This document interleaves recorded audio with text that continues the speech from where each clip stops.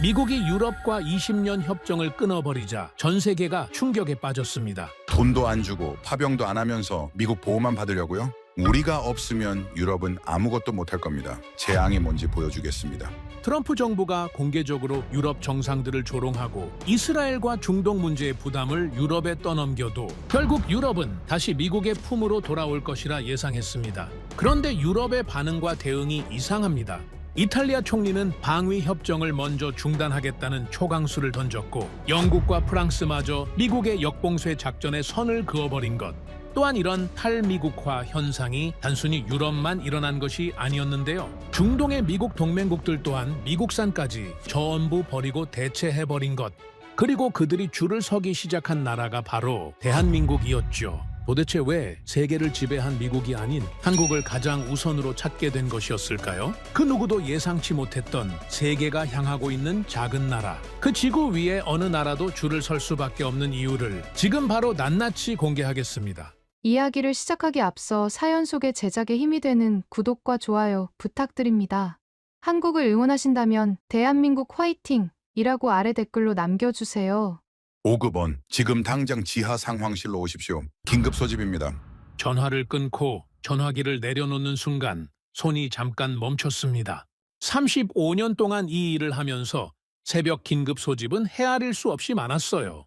중동에서 위기가 터졌을 때도, 유럽 동맹이 흔들릴 때도, 미사일이 날아왔다는 보고가 들어올 때도. 그런데 그날의 목소리는 달랐습니다.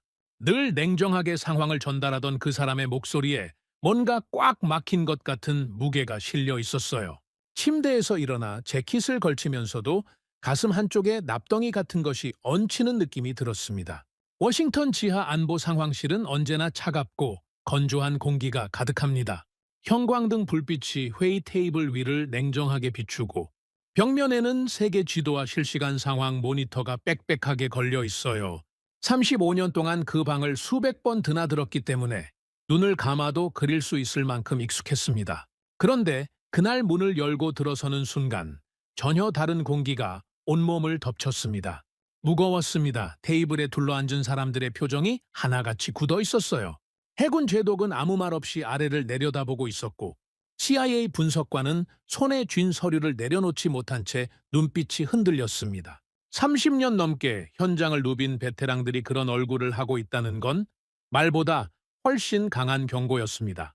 대형 스크린의 첫 번째 헤드라인이 나타났습니다. 영국, 미국 주도 호르무즈 해협작전 불참 선언.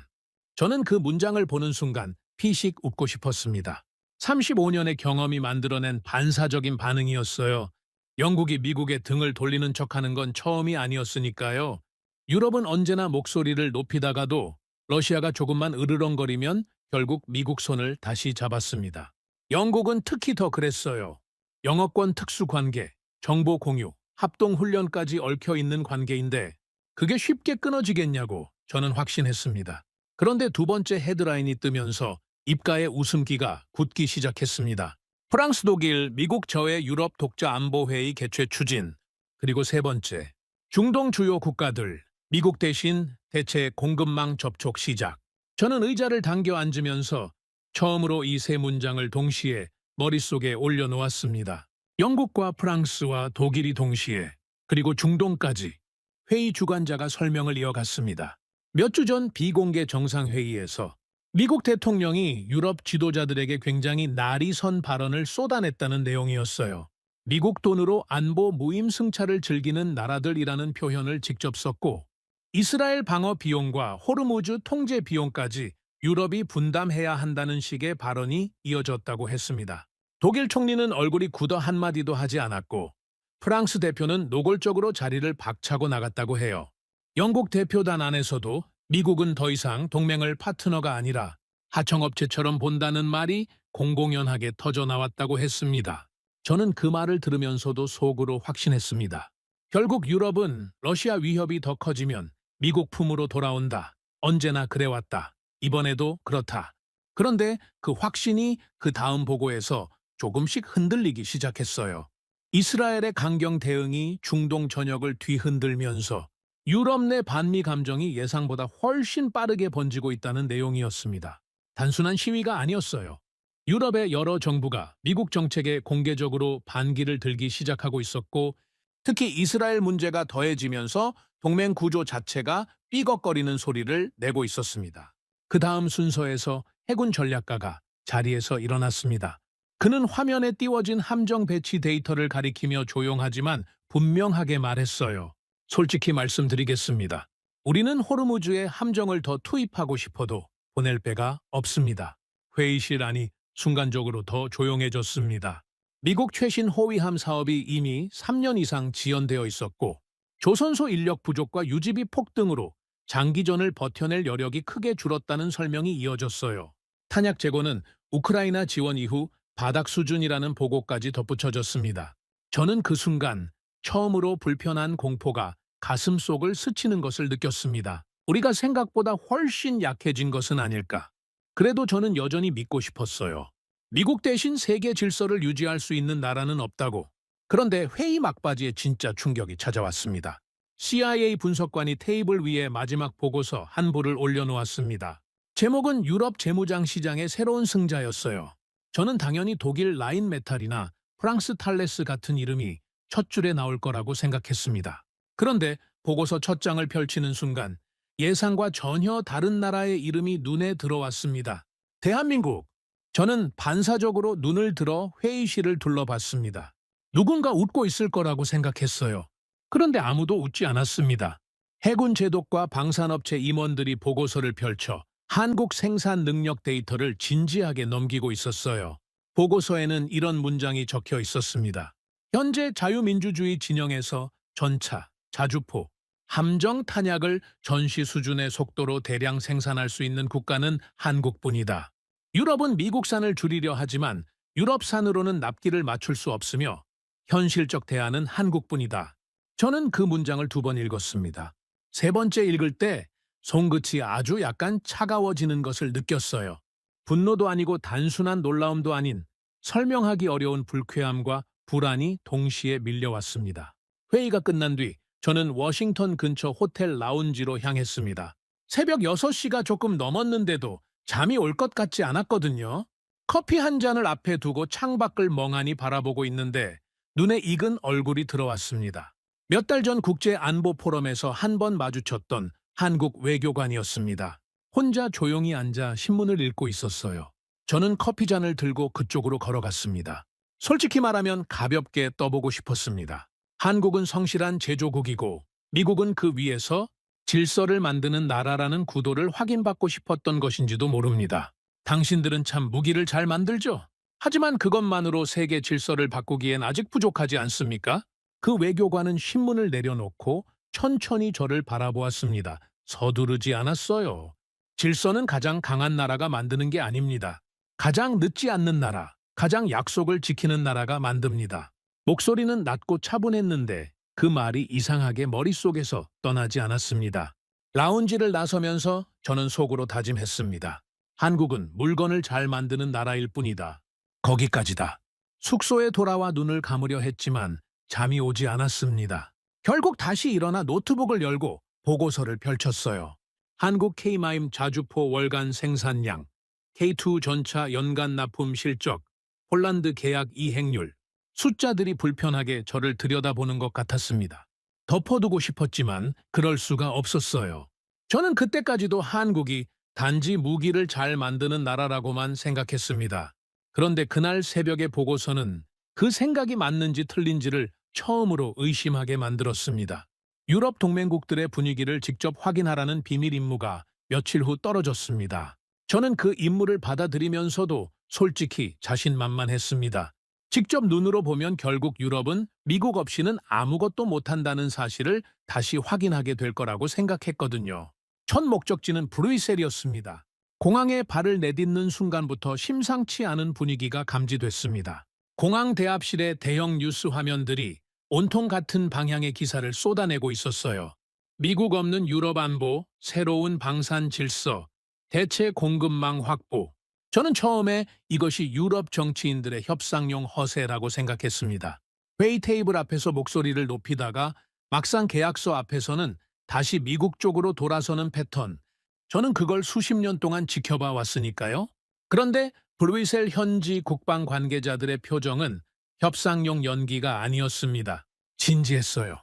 유럽 내부에서 더 이상 미국과 이스라엘의 전략 때문에 우리가 희생당할 수 없다는 말이 공공연히 나오고 있었고, 그 말은 정치적 구호가 아니라 정책 결정자들 사이에서 실제로 공유되는 감각이었습니다. 저는 브뤼셀을 거쳐 런던으로 향했습니다. 영국 국방부 고위 관계자와의 비공개 만찬이 잡혀 있었어요. 저는 그 자리에서 영국이 결국 미국 편에 설 것이라는 확신을 갖고 들어갔습니다. 영국은 달랐습니다. 미국과의 특수 관계가 있었고 정보 공유 동맹도 있었습니다. 저는 약간의 압박을 섞어 물었습니다. 영국 혼자 호르무즈 작전을 감당할 수 있겠습니까? 그 비용과 리스크를 영국 납세자들이 감수할 의지가 있다고 보십니까? 영국 측 인사는 포크를 내려놓으며 싸늘하게 대답했습니다. 감당할 수 있느냐의 문제가 아닙니다. 더 이상 미국이 요구하는 희생을 감당하고 싶지 않다는 겁니다. 그는 말을 이었습니다. 이스라엘 문제에서 미국이 유럽에 끊임없이 지지를 강요해왔다는 것. 그 결과로 유럽 내 반발이 폭발하고 있다는 것. 영국 해군은 이미 함정 부족과 예산 부족과 인력 부족이 동시에 겹쳐 한계에 다다랐다는 것. 그리고 가장 마지막 문장. 미국은 우리를 파트너가 아니라 부담 분담 도구로 보고 있습니다. 그 인식이 바뀌지 않는 한 우리도 다른 길을 찾을 수밖에 없어요. 저는 그 말을 들으면서 처음으로 영국까지 이럴 줄은 몰랐다는 생각이 들었습니다. 잠시 화가 났습니다.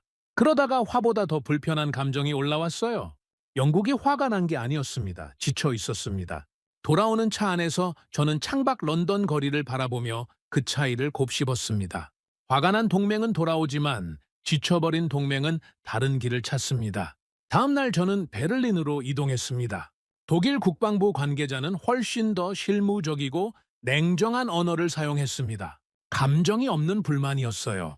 미국산 무기를 계속 쓰면 유지비와 부품 공급이 너무 불안정합니다. 미국 내부 정치가 바뀔 때마다 공급망도 흔들립니다. 우리는 안정적인 파트너가 필요합니다.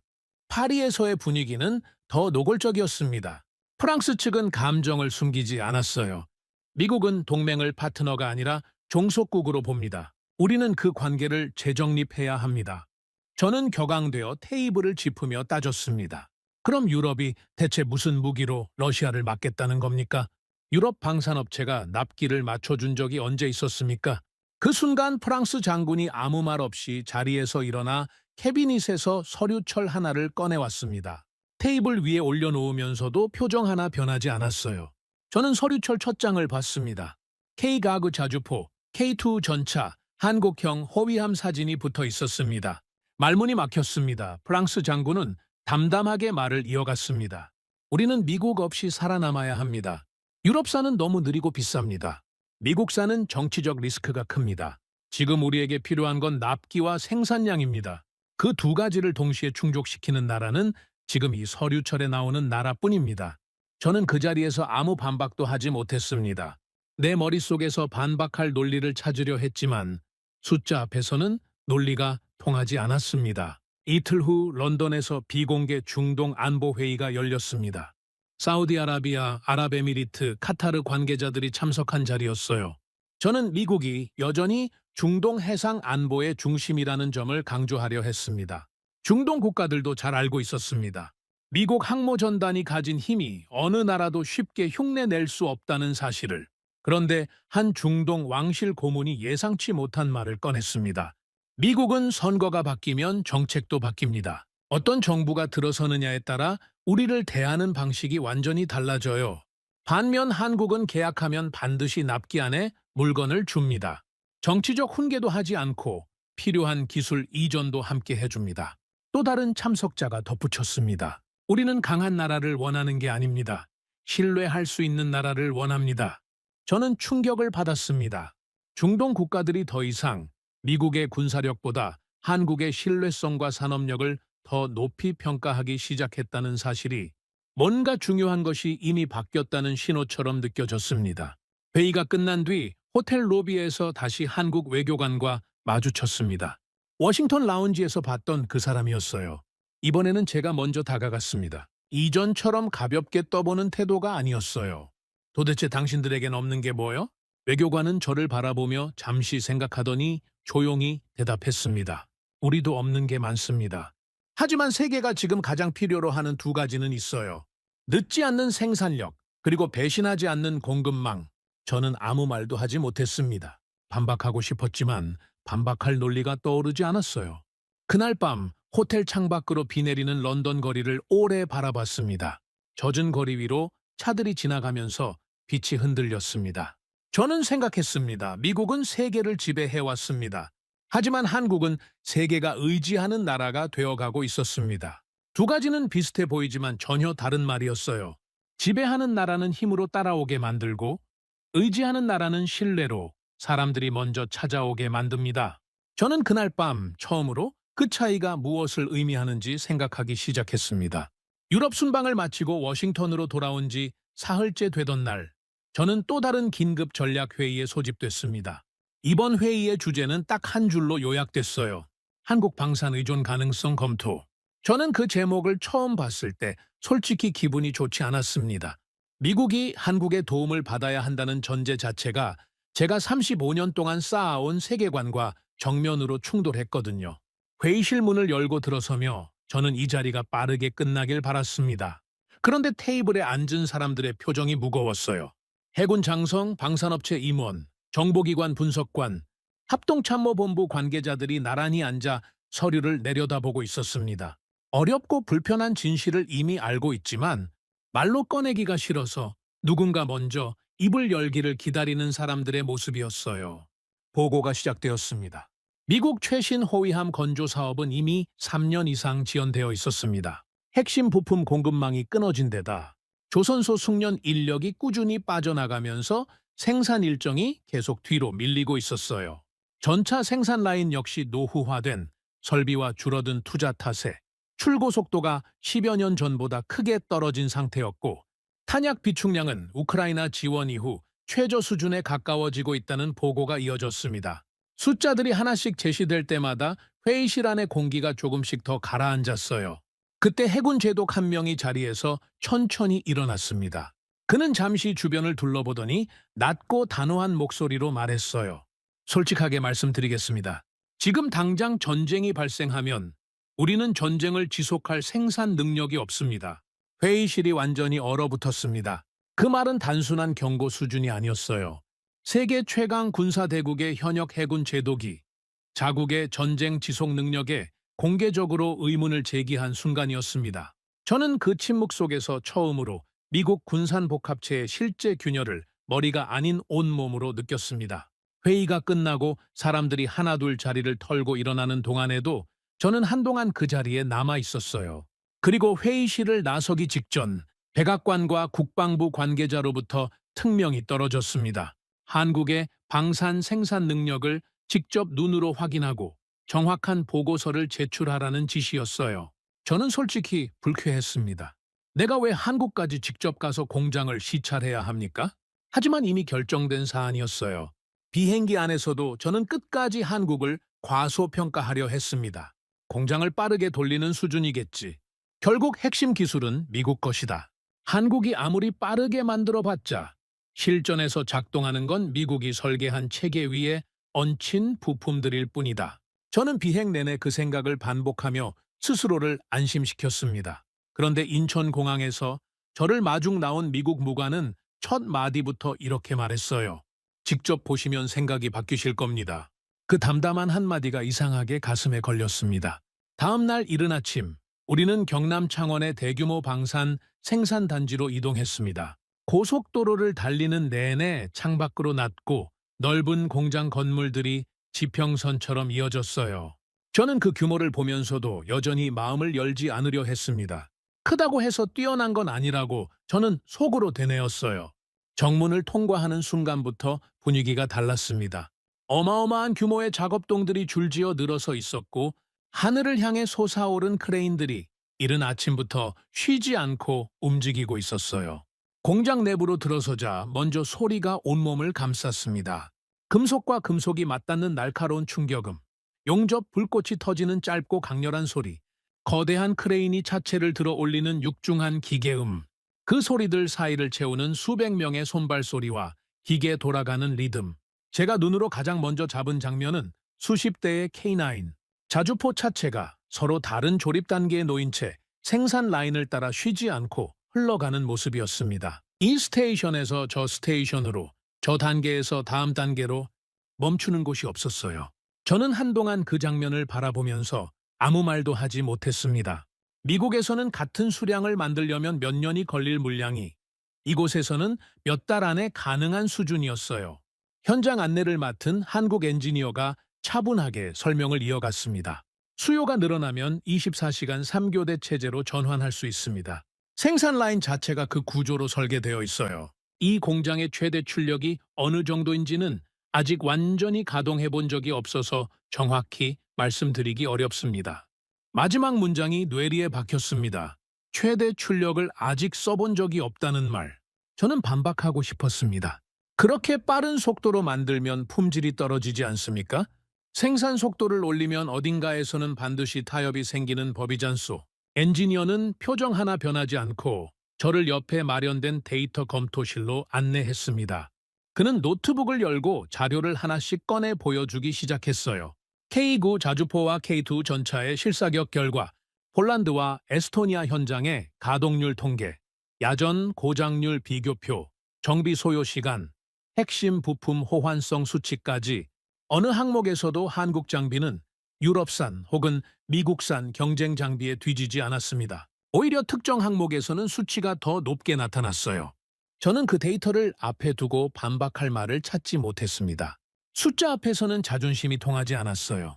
공장 투어를 마치고 나서 저는 한동안 아무 말도 하지 않았습니다. 조선 생산 라인도 짧게 둘러봤는데 동시에 진행 중인 선체, 건조 규모가 미국 조선소와 비교하면 차원이 달랐습니다. 불이 꺼지지 않는 용접 라인, 밤이 되어도 멈추지 않는 작업, 짧은 공정 주기로 빠르게 채워지는 도크. 그것이 제가 알던 미국 조선소의 텅 빈 도크와 너무 대조적이었어요. 그날 저녁 함께 온 미국 방산업체 관계자들과 저 사이에 격한 논쟁이 벌어졌습니다. 일부는 한국에 의존하면 결국 미국 제조업이 더 빠르게 무너진다고 강하게 반발했어요. 한국을 키우는 건 우리 스스로 무덤을 파는 행위라는 말도 나왔습니다. 하지만 미군 출신 전략가 한 명이 테이블을 손바닥으로 치며 맞섰어요. 자존심 세울 때가 아닙니다. 지금 당장 필요한 건 미국산 딱지가 붙은 장비가 아니라 실제로 전장에 나갈 수 있는 물건입니다. 한국은 적어도 약속한 날짜에 전차와 포탄을 보내줍니다. 우리는 지금 그게 됩니까? 아무도 바로 대답하지 못했습니다. 침묵이 이어지는 사이 또 다른 전략가 한 명이 노트북에서 사진 2장을 꺼내 테이블 위에 나란히 놓았습니다. 하나는 미국 동부 해안 조선소의 거대하고 텅 빈 건조 도크 사진이었고, 다른 하나는 빽빽하게 들어찬 선체들로 가득 찬 한국 조선소의 정형이었습니다. 같은 물리적 면적인데 두 장면은 완전히 다른 세계처럼 보였어요. 저는 그 사진을 오래 바라봤습니다. 그리고 처음으로 우리는 왜 여기까지 왔을까라는 물음이 머릿속을 스쳤습니다. 다음 날 저녁, 저는 다시 한국 외교관과 자리를 가졌습니다. 서울 시내 조용한 식당에서였어요. 저는 이전보다 훨씬 날이 서 있었습니다. 공장에서 본 것들이 내내 머릿속에서 지워지지 않았고 그 불편함의 출구가 필요했던 건지도 모릅니다. 어떻게 이런 생산 능력을 유지한 겁니까? 유럽도 미국도 다 잃어버린 걸 왜 한국만 지키고 있는 겁니까? 그 외교관은 잠시 젓가락을 내려놓고 생각에 잠겼습니다. 조금의 망설임도 없이 바로 답하지 않는 게 이 사람을 만날 때마다 느끼는 특징이었어요. 우리는 잃어버릴 여유가 없었습니다. 한국은 언제나 누군가에게 지켜달라고 부탁할 수 없는 위치에 있었어요. 그래서 스스로 만들고, 스스로 지키고, 스스로 살아남는 법을 배울 수밖에 없었습니다. 그 절박함이 어쩌면 지금의 우리를 만든 것 같습니다. 저는 그 말을 들으면서 이상한 감정이 차오르는 것을 느꼈습니다. 미국은 너무 강했기 때문에 방심했고, 한국은 너무 약했기 때문에 끝없이 단련됐다는 사실. 강함이 방심을 낳고, 약함이 절박함을 낳고, 그 절박함이 결국 가장 단단한 능력을 만들어냈다는 것. 저는 식사를 마친 뒤 혼자 공장이 내려다 보이는 곳에 올라갔습니다. 밤이었지만 창원의 공장 불빛은 꺼지지 않았어요. 무수히 많은 조명들이 어둠 속에서 서로 연결된 채 환하게 빛나고 있었습니다. 저는 그 장면을 오래 바라봤어요. 전쟁 직전의 변기창이 저렇게 생겼을 거라는 생각이 들었습니다. 저는 조용히 혼자 중얼거렸어요. 우리는 제국이었고 한국은 생존자였다.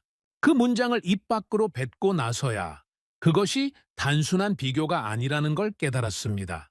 제국은 언젠가 무너지지만 생존자는 끝까지 살아남는다는 것을 한국에서 돌아오자마자 워싱턴은 이미 뜨겁게 달아올라 있었습니다. 제가 창원 공장에서 목격한 것들을 보고서로 정리하기도 전에 미국 방산업계와 군산복합체 내부에서 격렬한 반발이 시작되고 있었어요. 며칠 뒤 소집된 비공개 회의에서 저는 그 분위기를 직접 눈으로 확인했습니다. 방산업체 임원들과 일부 상원의원 보좌관들이 한 목소리로 강하게 밀어붙였어요. 한국에 의존하면 결국 미국 방산 주도권이 무너집니다. 지금 막지 않으면 10년 안에 손을 쓸 수 없는 상황이 됩니다. 동맹국 무기 공급은 원칙적으로 미국 기업이 맡아야 합니다. 이건 경제 논리 이전의 안보 주권의 문제입니다. 더 나아가 일부 로비스트들은 제게 직접 압박을 넣었습니다. 한국은 단가가 낮지만 고급 전장 환경에서는 결국 미국산을 따라오지 못한다는 결론을 보고서에 명시해 주십시오. 저는 그 말들을 들으면서 속으로 찜찜함을 느꼈습니다. 그러나 동시에 그 반발이 완전히 틀리지는 않는다는 생각도 들었어요. 한국은 분명 빠르지만 세계 질서를 책임지기에는 아직 역사도 짧고 경험도 부족하다. 미국은 흔들려도 결국 다시 중심으로 돌아온다. 저는 그 믿음을 붙들고 한국 방산의 약점을 집요하게 찾기 시작했습니다. 이번에는 유럽으로 직접 건너갔습니다. 독일과 프랑스의 방산업체 관계자들을 차례로 만났어요. 그들도 비슷한 방향의 논리를 들고 나왔습니다. 한국 무기는 단가가 낮지만 유럽의 고급 전장 통합 체계에는 적합하지 않습니다. 데이터 링크 호환성과 지휘 통제 연동 부분에서 여전히 메워야 할 격차가 있어요. 한국은 조립 생산에는 강하지만 핵심 기술 원천은 결국 미국과 유럽에서 나온 것들입니다. 독자 기술력이 과장되어 있어요. 빠른 생산이 전쟁이 장기화될 때에 지속 운용 능력까지 담보하는 건 아닙니다. 오랜 검증이 쌓인 체계와는 다릅니다. 저는 그 말들을 들으면서 잠깐 안도감이 스쳤습니다. 그래, 결국 한국도 한계가 있다. 그런데 현실은 달랐습니다. 말로는 한국의 약점을 나열하는 그 유럽 관계자들이 실제 계약 협상 테이블에서는 한국 방산기업들과 마주 앉아 있었어요. 독일, 프랑스 방산업체를 선택한 게 아니라 한국을 선택하고 있었습니다. 이유를 물으면 대답은 언제나 같았어요. 우리는 10년 뒤 완성될 무기가 아니라 2년 안에 실제로 손에 쥘 수 있는 무기가 필요합니다. 이 단순한 문장 앞에서 모든 복잡한 논리가 힘을 잃었어요. 말과 행동이 이토록 다른 경우는 제 35년 경험에서도 흔치 않았습니다. 저는 점점 혼란스러워졌습니다. 그 무렵 중동 상황이 다시 한번 폭발적으로 악화됐습니다. 이스라엘의 강경작전이 이전보다 훨씬 강도 높게 이어지면서 민간인 피해 문제와 국제기구, 충돌 사태가 전 세계 뉴스를 뒤덮었어요. 유럽은 더 이상 침묵할 수 없었습니다. 프랑스, 독일, 스페인, 아일랜드를 비롯한 유럽 국가들이 잇따라 미국 이스라엘 정책에 공개적으로 반대 입장을 발표했어요. 이미 깊게 금이 간 동맹 구조에 이 사태가 끝내 쐐기를 박아버린 것이었습니다. 저는 비공개 유럽 외교 회동 자리에 참석했습니다. 분위기는 예상보다 훨씬 험악했어요. 프랑스 외교관은 감정을 숨기지 않았습니다. 미국은 동맹의 안보를 논하기 이전에 자국 내부 정치를 먼저 봅니다. 우리는 그 결정이 만들어낸 결과를 매번 같이 감당하면서도 결정 과정에는 한 번도 제대로 포함되지 못했어요. 독일 인사는 평소에 조심스러운 태도를 완전히 내려놓고 말했습니다. 이 상황을 미국의 요구대로 따르라고 우리 국민에게 설명할 방법이 없습니다. 저는 격앙되어 반박했습니다. 그럼 러시아 위협은 어떻게 막을 생각입니까? 중동 항로는 누가 지키겠다는 겁니까? 미국이 물러서면 생기는 그 공백을 유럽이 직접 감당할 준비가 됐다는 겁니까? 한동안 조용했습니다. 그리고 한 유럽 외교관이 천천히 고개를 들어 저를 똑바로 바라봤어요. 미국은 우리를 지켜주지 않았습니다. 미국은 우리에게 비용 청구서만 보냈어요. 잠시 멈추더니 그는 덧붙였습니다. 반면 한국은 계약서를 보냈습니다. 이 한마디가 회의실 어떤 발언보다 더 크게 울렸어요. 비용 청구서와 계약서. 두 단어의 차이가 지금 동맹의 언어 전체를 바꾸고 있었습니다. 미국은 동맹국들에게 청구했고 한국은 동맹국들에게 약속했어요.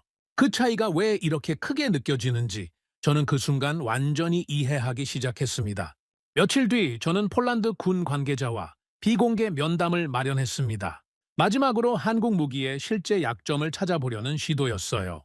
저는 K2 전차와 K9 자주포의 유지비 부담, 탄약 호환성 문제, 정비 부품 조달 안정성 같은 항목들을 집요하게 파고들었습니다. 폴란드 장군은 처음에 잠깐 웃었습니다. 억지로 지어낸 웃음이 아니라 옛 기억을 떠올리는 사람의 표정이었어요. 우리도 처음엔 그 질문들을 전부 했습니다. 독일에도 물었고 미국에도 물었어요. 그는 천천히 이어갔습니다. 독일은 5년을 기다리라고 했습니다. 미국은 처음 제시한 가격의 2배를 불렀고 거기에 정치적 조건들을 덧붙였어요. 한국은 달랐습니다. 18개월 안에 장비와 훈련, 현지 정비 인력까지 모두 보내줬어요. 그리고 실제로 그 일정 안에 해냈습니다. 그리고 장군은 더 무거운 말을 이어갔어요. 우리는 무기를 산 게 아닙니다. 살아남을 시간을 산 겁니다. 폴란드가 지금 러시아 국경 앞에서 버티고 있는 건 한국이 말한 것을 실제로 해냈기 때문이에요. 저는 순간 아무 말도 할 수 없었습니다. 무기를 산 게 아니라 살아남을 시간을 샀다는 말. 그건 단순한 만족 표현이 아니었어요. 한국이 단순히 물건을 파는 나라가 아니라 한 국가의 불안과 두려움을 덜어주는 나라라는 뜻이었습니다. 그리고 그것은 미국이 한때 세계에서 가지고 있던 역할이기도 했어요. 저는 그 사실이 가장 불편했습니다. 워싱턴으로 돌아가는 전용기 안에서 저는 한동안 아무것도 하지 못했습니다.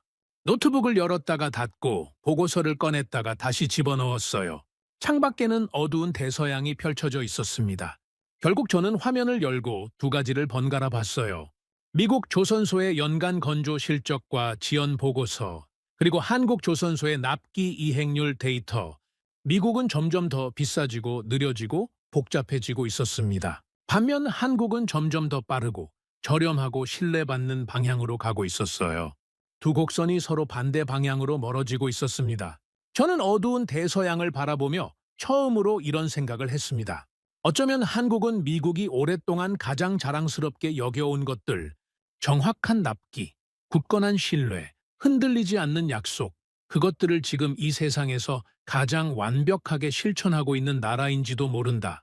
하지만 저는 아직 그것을 완전히 인정하고 싶지 않았습니다. 세계 질서는 결국 군사력과 외교적 영향력으로 움직인다. 한국은 아직 거기까지는 아닐 것이다. 저는 스스로를 그렇게 설득했습니다. 비행기가 착륙하고 공항 게이트를 빠져나오자마자 대기하고 있던 보좌관이 서류 한 부를 내밀었습니다. 방금 들어온 보고서입니다. 제목은 중동 국가들의 한국 함정 구매 검토 동향이었습니다. 저는 표지를 보는 순간 얼굴이 굳었습니다. 비행기 안에서 힘겹게 쌓아올린 확신이 그 짧은 한 줄 앞에 다시 한번 무너지는 것을 느꼈습니다. 워싱턴에 돌아온 뒤 며칠이 지나지 않아 중동 관련 보고서들이 쏟아지기 시작했습니다. 그 보고서들의 공통된 방향은 단 하나였어요. 사우디아라비아, 아랍에미리트, 카타르가 한국산 함정과 방공체계, 탄약 장갑차 계약을 동시에 검토 중이라는 내용이었습니다. 저는 처음에 그것을 협상 카드라고 생각했어요. 중동 국가들이 미국을 압박해서 더 유리한 조건을 끌어내려는 전형적인 수법이라고. 그런데 회의에 참석한 중동 담당 CIA 분석관이 제 해석을 단호하게 잘랐습니다. 이번엔 다릅니다. 그들은 미국을 압박하는 게 아니라 진짜로 갈아타려 하고 있습니다. 그 말을 들은 순간 저는 속이 불편해졌습니다. 이유가 무엇인지 분석관이 설명하기 시작했어요. 중동 국가들은 미국산 무기의 느린 납기와 복잡한 정치적 조건에 깊이 지쳐 있었습니다. 무기를 사겠다고 하면 미국은 인권 조항을 넣고 특정 국가에는 사용하지 말라는 제약을 걸고 의회 승인이 나지 않았다는 이유로 납기를 수년씩 미뤘습니다. 반면 한국은 달랐어요. 빠른 납기, 기술 이전, 현지 생산 지원, 정치적 중립성. 무기를 사는 나라의 훈계를 늘어놓지 않고 필요한 것을 필요한 때에 가져다 주는 나라. 저는 미국이 팔던 안보 자체를 한국이 가져가고 있다는 위기감이 처음으로 가슴속 깊은 곳에서 올라오는 것을 느꼈습니다. 며칠 뒤 저는 미국 해군 조선업 현황을 확인하기 위해 동부 해안의 주요 조선소를 방문했습니다. 한국 창원에서 봤던 장면들이 머릿속에 아직 선명하게 남아 있었기 때문에 비교가 더욱 또렷하게 느껴질 수밖에 없었어요. 현장에 발을 들여놓는 순간부터 분위기가 달랐습니다. 광활한 도크 안에 배가 없었어요. 있어야 할 자리 아무것도 없는 그 공허함이 시각적으로도 충격이었지만 그보다 더 충격적인 건 그 안에서 일하는 사람들의 표정이었습니다. 무기력했어요. 부품이 늦게 들어오기를 기다리고 인력이 채워지기를 기다리고 예산이 배정되기를 기다리는 사람들의 표정. 조선소 책임자는 아무런 변명도 하지 않고 담담하게 현실을 이야기했습니다. 지금 주문을 받아도 최소 7년에서 8년은 걸립니다. 숙련 인력이 없고 핵심 자재 조달에 문제가 있고 예산 불확실성 때문에 투자를 늘리기도 어렵습니다. 7년에서 8년, 저는 그 숫자를 들으면서 창원의 한국조선소를 떠올렸습니다. 불이 꺼지지 않는 도크, 24시간 쉬지 않는 용접 라인, 3년 안에 완성되는 호위함. 같은 시간 동안 두 나라가 만들어낼 수 있는 것의 차이가 너무 극명했어요. 그리고 조선소를 나서기 직전, 현장을 함께 둘러본 해군 장교가 낮은 목소리로 말했습니다. 우리는 더 이상 바다를 지배할 배를 스스로 만들 수 없습니다. 저는 그 말을 듣고도 쉽게 인정하지 못하려 했어요. 하지만 조선소 정문을 빠져나오는 순간 저도 모르게 머릿속에서 이런 물음이 솟아올랐습니다. 미국이 못 만드는 걸 한국이 만든다면 도대체 누가 진짜 강한 나라인가? 그로부터 며칠 뒤 미군 고위 장성들이 한국 조선소를 직접 시찰하고 제출한 보고서를 공유받았습니다. 보고서를 읽는 손이 멈칫했어요. 거기에는 미국 해군 장성이 한국 조선소를 돌아보고 나서 한 말이 그대로 인용되어 있었습니다. 우리가 냉전 시대에 가지고 있던 생산 능력이 여기 남아있다. 미국 해군이 재건되려면 한국 조선소 없이는 불가능할 수도 있다. 저는 순간 심장이 내려앉는 것을 느꼈습니다. 미국이 세계 최강 해군이라는 자존심을 지키기 위해서조차 한국의 도움을 받아야 하는 현실. 그것이 단순한 위기가 아니라 구조적인 변화라는 사실을 처음으로 받아들이기 시작했습니다. 그날 저녁, 워싱턴에서 다시 한국 외교관과 마주쳤습니다. 이번에는 제가 먼저 연락을 했어요. 예전처럼 가볍게 떠보거나 비꼬는 태도는 이미 저 안에 남아있지 않았습니다. 왜 세계는 당신들을 그렇게 신뢰합니까? 미국도 일본도 유럽도 가지지 못한 그 신뢰를 한국은 어떻게 얻은 겁니까? 그 외교관은 잠시 창밖을 바라보다가 말했습니다. 우리는 강대국처럼 행동하지 않았기 때문입니다. 이념을 강요한 적도 없고 파트너를 함부로 버린 적도 없어요. 약속한 날짜를 어긴 적도 없었습니다. 그게 전부예요. 저는 아무 말도 하지 못했습니다. 너무 단순한 말이었는데 그 단순함이 오히려 더 크게 울렸어요. 외교관은 마지막으로 한마디를 더 덧붙였습니다. 전쟁이 나면 사람들은 가장 강한 나라를 찾지 않습니다. 끝까지 물건을 보내줄 나라를 찾습니다. 저는 그날 밤 집 서재에서 오래된 냉전 시절 사진들을 꺼내봤습니다. 젊은 시절 제가 믿었던 미국은 가장 강하고 가장 빠르고 가장 믿을 수 있는 나라였습니다. 누가 뭔가를 필요로 하면 미국이 가져다 줬어요. 누가 위협받으면 미국이 방패가 됐습니다. 그런데 지금의 미국은 너무 느렸어요. 너무 비쌌고 너무 정치적이었으며 너무 많은 조건을 달았습니다. 반면 한국은 묵묵히 생산했습니다. 납품했습니다. 약속을 지켰습니다. 저는 TV 뉴스를 켰다가 중동 국가들이 한국 방산이업 관계자들을 수도로 초청했다는 소식을 봤습니다. 화면을 끄면서 저는 조용히 중얼거렸어요. 우리는 세계를 통제하려 했고 한국은 세계를 움직이고 있었다. 그날 밤 저는 책상 위에 놓인 한국 조선소 위성사진을 오래 바라봤습니다. 빼곡하게 들어찬 선체들, 불빛이 꺼지지 않는 야간 작업, 바다를 향해 끝없이 뻗은 도크. 저는 처음으로 이런 생각을 했습니다. 미국이 아니라 한국이 다음 시대의 가장 든든한 안전망이 될지도 모른다고. 한국 방산 계약이 유럽과 중동 전역으로 빠르게 확산되자 미국 내부에서는 위기감이 폭발했습니다. 일부 상원 의원들이 공청회에서 한국이 미국 방산 시장을 잠식하고 있다며 강하게 목소리를 높이기 시작했고 방산 로비스트들은 워싱턴 곳곳을 뛰어다니며 여론을 만들어냈어요. 지금 막지 않으면 미국 제조업의 뿌리 자체가 흔들린다. 한국은 동맹국이기 이전의 경쟁자다. 미국 기업의 일자리가 한국으로 넘어가고 있다. 저는 비공개 회의에서 더 충격적인 내용을 들었습니다. 미국이 일부 핵심 부품과 기술 이전을 제한하는 방안을 검토하고 있었어요. 동시에 유럽 국가들에게는 한국 무기는 미국 지휘 통제 체계와 완전히 호환되지 않는다는 논리를 조용히 퍼뜨리기 시작했습니다. 겉으로는 기술적 우려처럼 포장했지만 실제로는 한국 방산의 확장을 막으려는 견제였어요. 그 회의에서 한 국방부 관료가 무심코 한마디를 흘렸습니다. 우리는 한국을 동맹으로 본 게 아니라 통제 가능한 공급자로 봤습니다. 그 말을 듣는 순간 저는 얼굴이 굳었습니다. 미국은 한국과 35년 이상 함께 군사훈련을 했고 정보를 공유했고 같은 편에 서 있었습니다. 그런데 그 모든 시간 동안 미국의 시선 속에서 한국은 파트너가 아니라 관리 대상이었다는 사실. 저는 그 불편함을 떨쳐내지 못했어요. 유럽에서도 한국을 흔들려는 움직임이 거세게 나타났습니다. 독일과 프랑스 방산업체들은 유럽 언론을 통해 한국 무기에 대한 의혹 기사를 집중적으로 흘렸어요. 한국 무기는 너무 빠르게 만들기 때문에 내구성이 검증되지 않았다. 핵심 기술은 사실상 서방 기술의 재조합이다.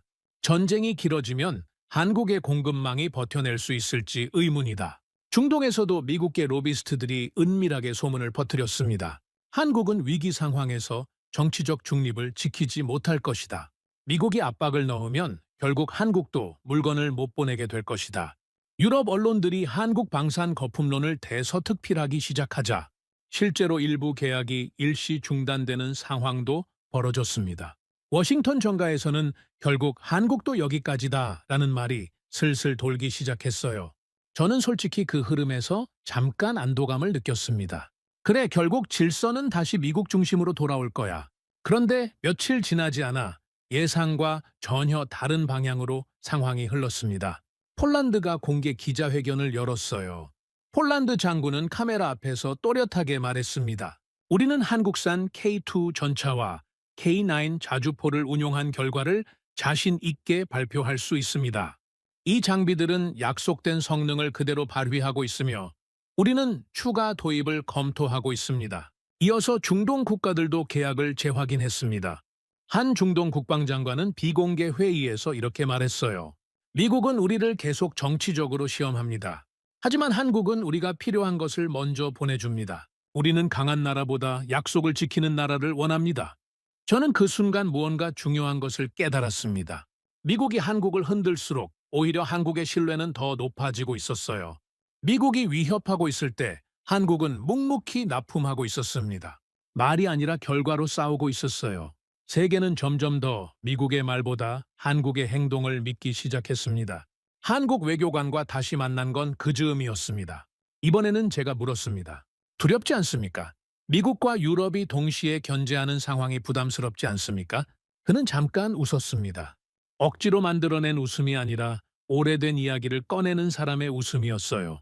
우리는 언제나 누군가의 견제를 받으며 살아왔습니다. 강대국들 사이에서 살아남으려면 감정이 아니라 실력으로 말해야 합니다. 우리는 누구를 이기려는 게 아니에요. 세계가 가장 필요할 때 가장 먼저 도착하려는 겁니다. 저는 그 말을 듣는 순간 한국이 미국처럼 세계를 지배하려는 나라가 아니라는 점을 비로소 실감했습니다. 한국은 패권을 원하지 않았어요. 하지만 패권국들이 잃어버린 신뢰를 하나씩 채워가고 있었습니다. 그것이 더 무서운 힘이라는 것을 저는 그제야 이해하기 시작했어요.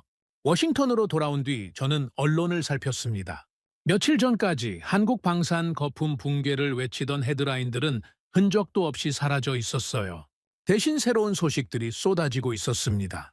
폴란드, 한국산 자주포 추가 도입 확정, 중동 함정 사업에서 한국 우세, 유럽 내 한국 방산 생산 라인 확대 논의. 저는 창밖 야경을 바라보며 혼잣말을 했습니다. 우리는 한국을 흔들려 했다. 그런데 세계는 오히려 한국 편에 섰다. 그날 밤 저는 서류 2장을 꺼내 나란히 놓고 오래 바라봤습니다. 미국이 무기 계약에 쓰는 표준 서류와 한국이 쓰는 계약서였어요.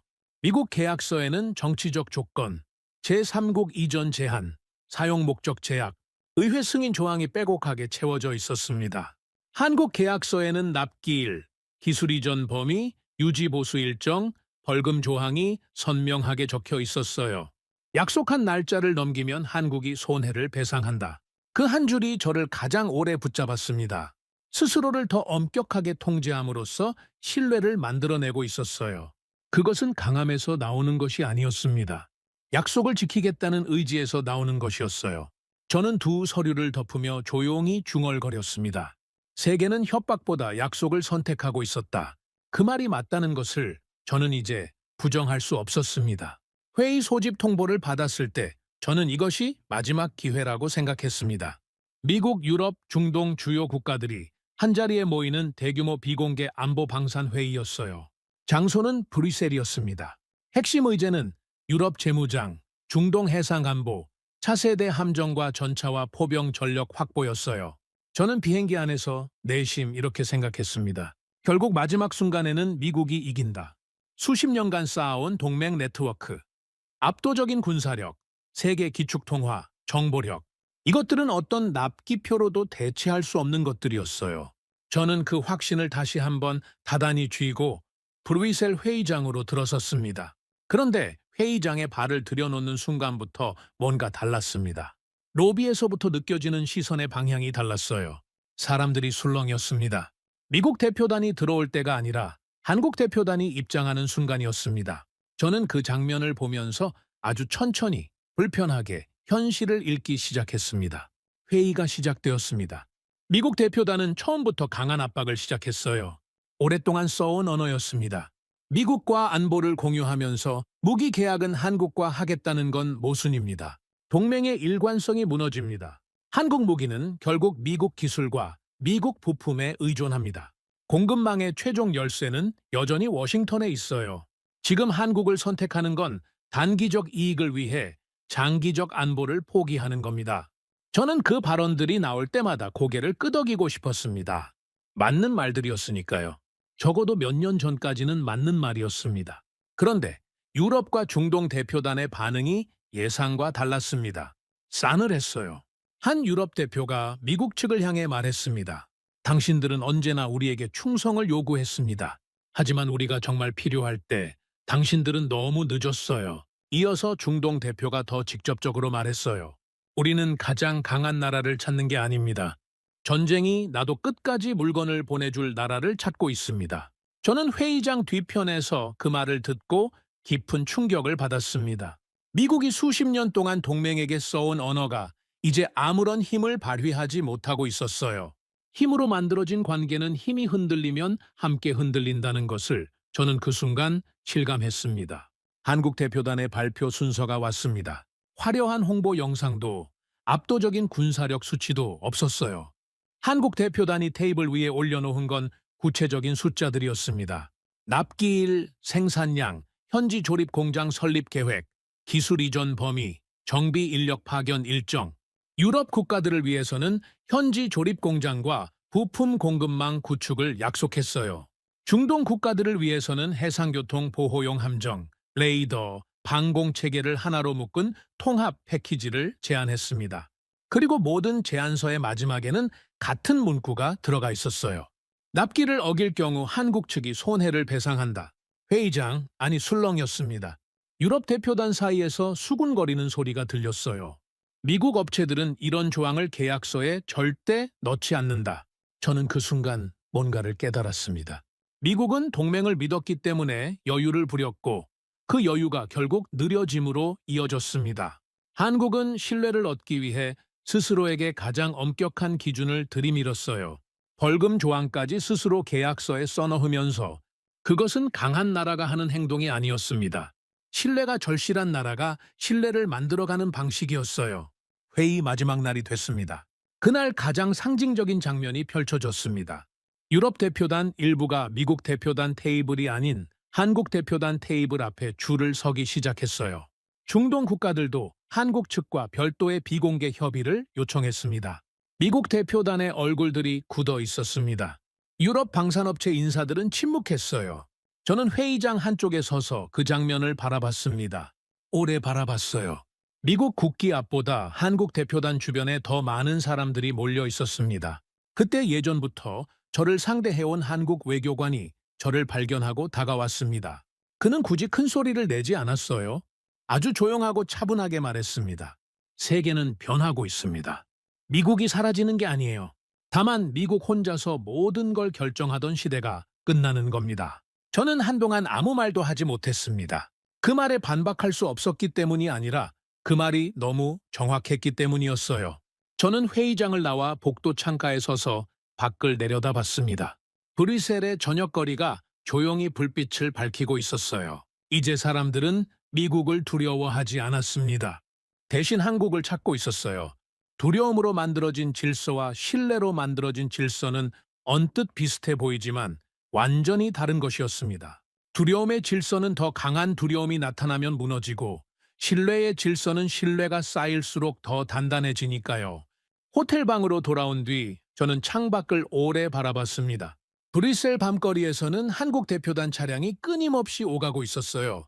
저는 노트북을 열고 문서 한 장을 새로 만들었습니다. 그리고 천천히 타이핑했어요. 미국은 세계를 지배했다. 하지만 한국은 세계가 필요로 하는 나라가 되었다. 그리고 질서는 언제나 필요한 나라를 중심으로 움직인다. 저는 마침내 인정했습니다. 한국은 무기를 파는 나라가 아니라 다음 시대를 만드는 나라였다고. 브뤼셀 회의가 끝나고 워싱턴으로 돌아왔을 때 정가는 충격에 잠겨 있었습니다. 며칠 뒤 저는 비공개 보고서 한 부를 전달받았습니다. 제목은 미국 이후 시대의 안보 공급망이었어요. 저는 그 제목을 보는 순간 손이 잠깐 굳었습니다. 미국 이후라는 말이 공식 문서의 제목에 등장하는 날이 올 거라고는 불과 몇 달 전까지만 해도 상상조차 하지 않았으니까요. 보고서를 넘기면서 저는 한 문장 한 문장을 천천히 읽었습니다. 유럽은 미국산 무기 의존도를 줄이고 한국 중심 공급망으로 이동 중이라는 분석이 있었어요. 중동은 미국 항모보다 한국 조선소와 방산위협을 더 신뢰하기 시작했다는 내용도 있었습니다. 동유럽은 독일과 프랑스 대신 한국을 실질적인 안보 파트너로 인식하고 있다는 평가도 담겨 있었어요. 그리고 가장 마지막 항목이 저를 가장 오래 붙잡았습니다. 미국 내부에서도 유사시 한국 조선소와 방산 생산 라인을 우선 활용해야 한다는 논의가 확산되고 있다. 저는 문서를 넘기다 한 문장에서 손을 멈췄습니다. 한국은 더 이상 미국의 동맹국이 아니다. 한국은 미국 이후의 질서를 떠받칠 핵심 국가다.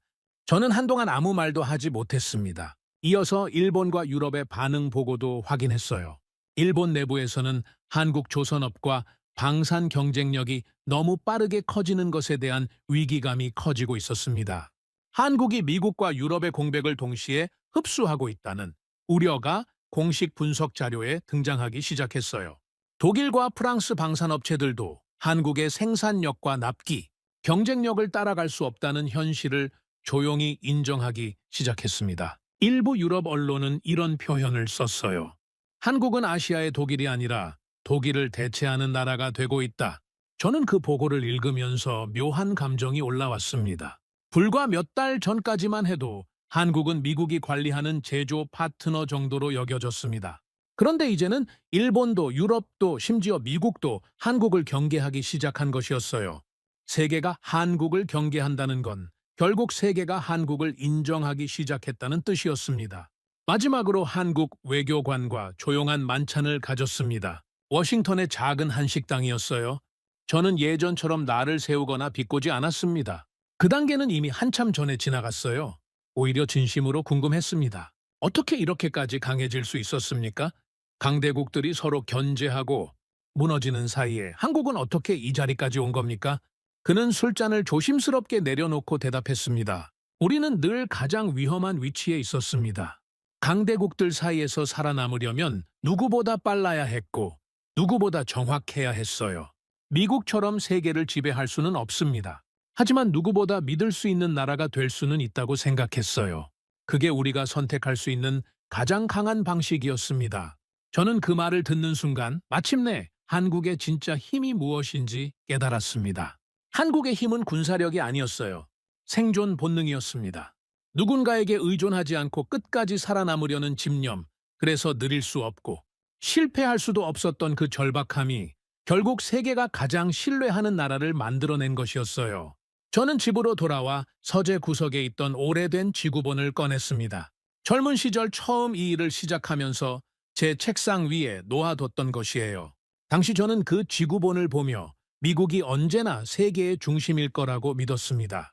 그런데 그날 밤 저는 그 지구본을 들고 오래 바라보면서 생각을 고쳐 먹었습니다. 미국이 완전히 사라지는 게 아니었어요. 세계가 단 하나의 중심만으로 돌아가지 않는 시대가 온 것이었습니다. 유럽은 스스로를 지키려 하고 있었고 중동은 스스로 선택하려 하고 있었으며 그 모든 흐름의 교차점에 한국이 있었습니다. 한국은 총칼보다 생산 라인으로, 군대보다 납기일로, 협박보다 계약서로 세계를 움직이고 있었어요. 그리고 그것은 어쩌면 세계를 움직이는 가장 오래 지속되는 방식이었습니다. 저는 책상 앞에 앉아 마지막 보고서 첫 장 여백에 직접 메모를 남겼습니다. 20세기는 미국의 시대였다. 그러나 다음 시대는 가장 강한 나라가 아니라 가장 믿을 수 있는 나라가 이끌 것이다.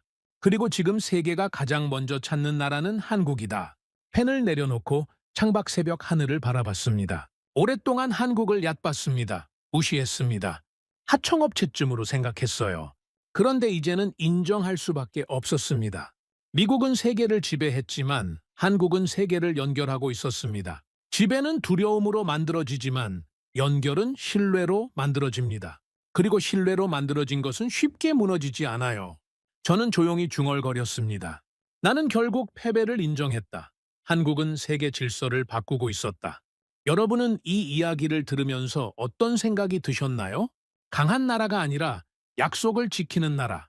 두려움이 아니라 신뢰로 세계를 움직이는 나라. 대한민국이 바로 그런 나라입니다. 구독과 좋아요로 응원해 주시면 더욱 재미있는 이야기로 찾아뵙겠습니다. 해외 감동 사연을 소개해드리는 스페셜 코리아였습니다. 감사합니다.